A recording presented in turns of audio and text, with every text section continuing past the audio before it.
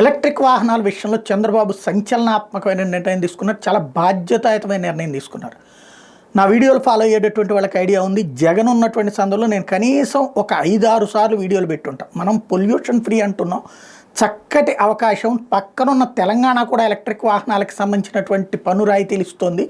అక్కడ road tax లేదు. దాదాపు ఒక్కొక్క కారు కానీ ఆ పైన వాహనాలకి 2 లక్షల నుంచి 3.5 లక్షల దాకా తగ్గేటప్పటికి చాలామంది అక్కడికి వెళ్ళి కొనుక్కొచ్చుకుంటున్నారు. అంటే దాన్ని వాళ్ళు ఏం చేశారు తెలివిగా, తెలంగాణ ప్రభుత్వానికి ఆంధ్ర వాళ్ళు ఆంధ్ర ఆధార్ కార్డుతో కానీ లేదా ఆంధ్ర ఐడెంటిటీతో కనుక అక్కడ రిజిస్ట్రేషన్ చేయించుకునేటైతే చెయ్యొద్దు, మీరు అమ్మద్దు అక్కడ అని చెప్పేసి ఆ వ్యాపారస్తుల్ని హెచ్చరించారు, రవాణా శాఖని హెచ్చరించారు తప్పించి, అంటే అక్కడికి వెళ్ళి కొనుక్కోకుండా చూసే ప్రయత్నం చేశారు తప్పించి ఆపలేదు.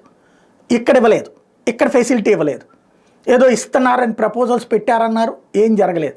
బట్ చంద్రబాబు గారి దగ్గరికి రాగానే ఎలక్ట్రిక్ వెహికల్స్కి సంబంధించి ట్యాక్స్ని మినహాయిస్తూ ఆదేశాలు ఇచ్చారు.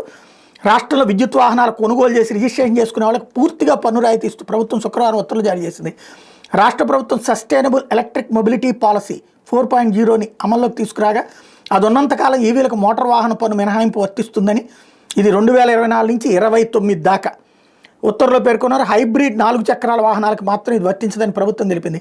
ఈ మేరకు రవాణా శాఖ ముఖ్య కార్యదర్శి కాంతిలాల్ దండే ఉత్తర్వులు జారీ చేశారు. చాలా అద్భుతమైనటువంటి నిర్ణయం. చంద్రబాబు గారిని ఈ విషయంలో ప్రశంసించాలి. ముందు చూపు ఉన్నటువంటి నాయకుడు అనడానికి సజీవ సాక్ష్యం.